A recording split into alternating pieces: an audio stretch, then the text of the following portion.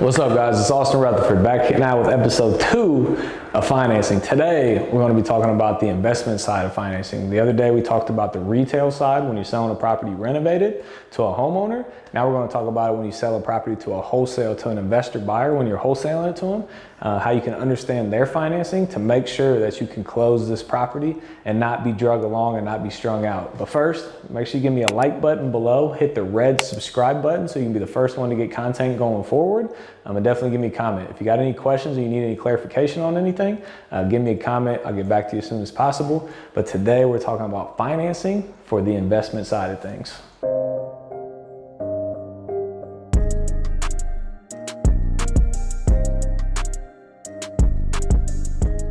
But when you're selling a deal to an investor, these are the ways that they use money. The best is them. If they have cash, by far the best. Cash is king. Everybody says it. It's guaranteed done deal. They have the money sitting in their bank account. They can close. So I mean, that's where you want to be. Right here is the cash. That's where you want to be. But a lot of people don't have hundreds of thousands of dollars sitting in their bank account. So they usually use hard money or private money. So this is hard money. That's private money. Hard money is usually an institution, a company that lends to investors to renovate houses or buy houses for rental properties. So what that means is they have underwriting guidelines. So you gotta go, not you, but your buyer has to go through the underwriting guidelines. They have to make sure that they qualify, they have a good enough credit score, that they qualify financially. You gotta get through underwriting, and then usually they have to do an appraisal. They gotta do an after repaired appraisal on the property. So they gotta go in and do an appraisal and make sure that it can be worth $200,000, once it's fully renovated. And then any point during this time, they can say, never mind. Nope, appraisal didn't work out. Nope, didn't work. Underwriting didn't come through. Nope, they didn't have the finances that they said they had. So if you sell your deal to somebody and they're using hard money, it's not a guaranteed close. It can fall out just like that. So hard money is like the least favorite of these ones right here, because they have so many stringent, requirements. This is like a company that does this. They have underwriting, they have guidelines, they have minimums, they have it's like a bank. Like you have to qualify right here.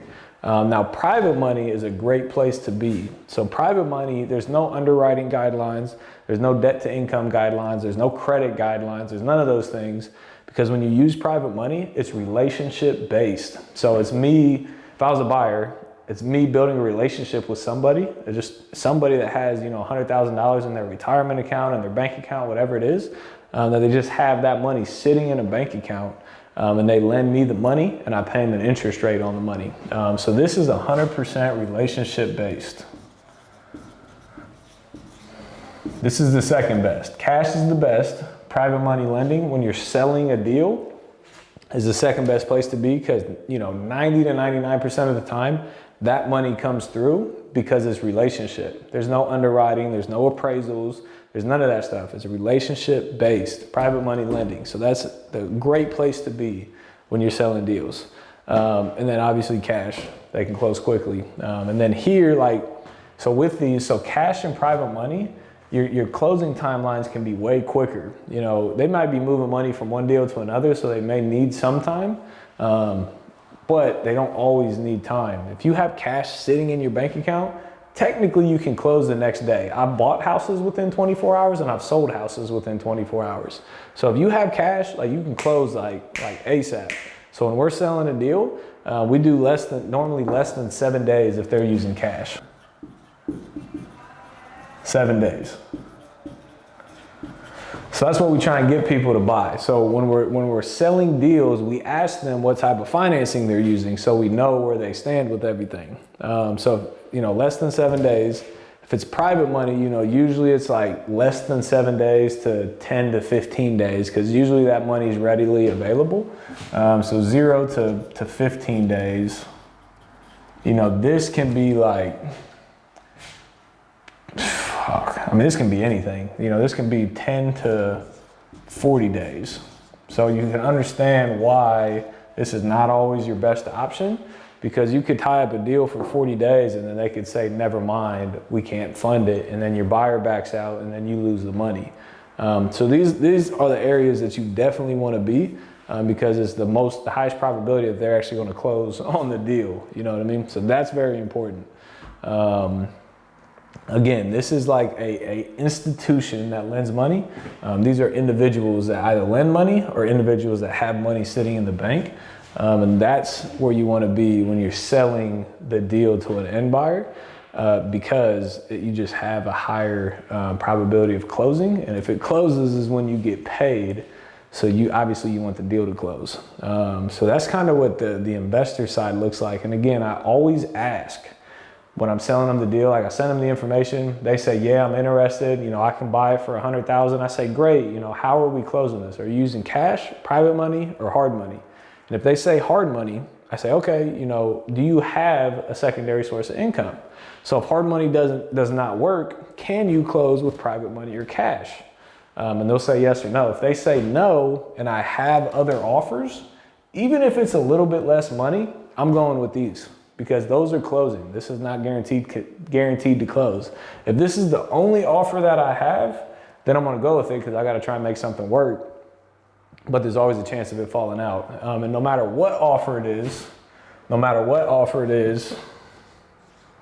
you need a non-refundable earnest money deposit. So no matter how you're selling it, hard money, private money, or cash, when someone's buying it as an investor, time is precious, time is valuable. So for them to be serious, they need to put up a non-refundable EMD, which what that means, you're gonna get pushback on this, because people don't wanna put up non-refundable money. If it's their cash, you know, usually they can put up non-refundable because they have the money, they're gonna close on it. If it's private money, you know, usually they can put up a non-refundable EMD because, you know, they have relationships with these people, they've done business before, you know, there's a very high probability that those are gonna close. But when hard money gets in play and you try to collect a non-refundable deposit, a lot of people are gonna give you pushback on that because they don't control it, because they know that if the appraisal doesn't work, they're out. They know if they don't qualify, they're out. They know if the company changes their mind for whatever reason, they're out. So they don't want to give you a $5,000 non-refundable deposit and have one of these things go wrong, and then the hard money lender says, hey, I can't fund this, then they just lost $5,000. So that's why you want to get private money and cash as much as possible, because getting a non-refundable EMD is 100 times easier than if you were using hard money. So sometimes using hard money though, if it's our only offer available, you know, sometimes we'll not do an earnest money deposit, a non-refundable earnest money deposit, because it's our only offer, it's our only opportunity. But if we have any other options, we're going with non-refundable earnest money deposits. And if we have multiple hard money buyers that are using hard money, whoever puts up non-refundable is probably who we're going to, you know, give the opportunity to, because we always have a fallback. We always have money if things don't work out. You don't want to collect a $1,000 non-refundable deposit or a $500 non-refundable deposit, because people will walk away from $500 for whatever reason. If any of these people change their mind from buying the deal, and they're only gonna lose $500, they'll walk away from the deal. They'll be like, sorry, bro, I can't buy it. Keep my $500. But if they put up $5,000, $10,000, $15,000, $20,000 as a non-refundable deposit, people aren't gonna walk away from that at that point. So if you can have $10,000 of somebody's money that they're not getting back is non-refundable, there's a very, very high probability that they're actually gonna close on the deal. But if you have $500, people will walk away from $500. So the higher deposits you can get, the better position you are in, and the better the deal is, the higher non-refundable deposit you can normally get.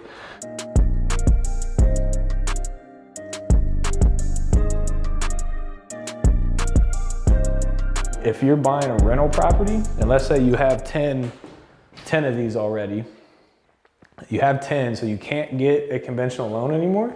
So you want to buy an 11th rental property, you're going to have to use a small bank or a portfolio lender.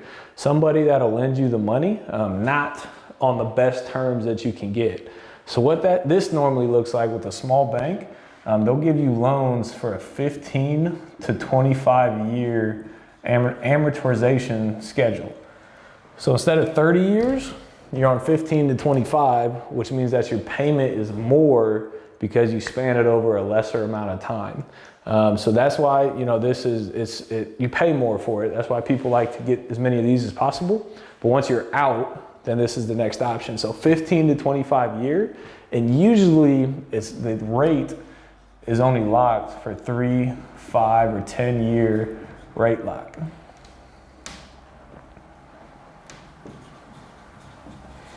So what that means is, let's say you get a 25-year loan at, you know, let's call it 4% on a 3-year adjustable. So what that means is 3 years later, whatever the going interest rate at that time is, your rate will adjust to that.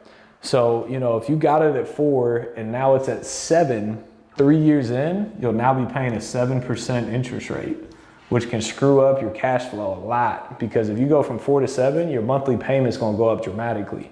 So you're gonna pay more for the same money. So you wanna get as long as a lock as possible. As long as it's adjustable payment as possible. You know, if you get a 1 year, 3 year, you wanna try and get 5 to 10 years, but depending on the bank is gonna depend if they give you a longer term or not. And same thing here. You know, some banks will give 15, some will give 20, some will give 25. I'm always trying to get a 25 year because my payment is less. So that's a small bank, and they have their own like guidelines and stuff. You know, they'll let you refinance. Like if you buy a property with private money and renovate it and put a tenant in it, you know, they'll let you cash out very, very quickly.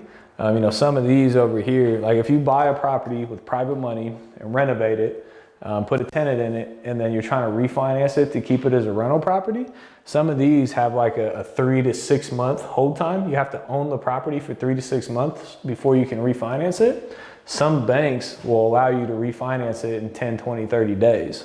So like private money, you're paying, you know, 8, 10, 12%. If you can pay 4%, you want to get this money off of it because you're paying way more. So that's why people use small banks, and small banks is honestly even more relationship based. Like if you go to Chase or Wells Fargo, like it is what it is, you know what I mean? But if you get a connection and a relationship with a small local bank, they have more understanding of different businesses, and they can give you money at different terms and different rates than you can find anywhere else because you have a really good relationship with them. So that's kind of what financing looks like across the board. You got hard money, private money, and cash. Cash is the best, private money is the second best, hard money's the least. Most of the time you'll be dealing with people with private money and hard money. So you always need to ask and make sure if they're using hard money, if they have a backup plan, if they have a private money lender that can fund it, or if they have cash in the bank that can fund it, if their hard money lender backs out. And you want to get the biggest non-refundable deposit as possible because that's what ties people to following through with their commitment to you. And then, you know, small banks is a great tool to have in your toolbox when you want to own properties. Again, when you're selling properties, it doesn't matter. Small banks just kind of fall in. But when you're trying to buy properties, specifically rental properties, small banks is a great relationship to have because once you get more than 10 rental properties over here, then you have to go here. Otherwise, you can never own more real estate. We all want to keep buying real estate. So you have to go to a small bank, build a relationship, try and get 25 years or as much as possible, and try to get the longest adjustable rate as possible. 1 year, 3 year, 5 year, or 10 year. You want to get it as long as possible so you can lock your rate. Unless it's like a super high interest rate, then, you know, get a 3 year so it can adjust down. But if it's a really, really low interest rate, you want to get your adjustable as far out as possible. On the investment side, you need to know who can actually follow through with the commitment on the deal and who's not going to fall out of contract because somebody says no, they can't do it. So if this brought any clarity, if you like this at all, give me a like below. Definitely hit the red subscribe button and give me a comment. Let me know if you got any questions on this, if I can clarify anything anymore. But make sure you subscribe. We'll see you on the next one.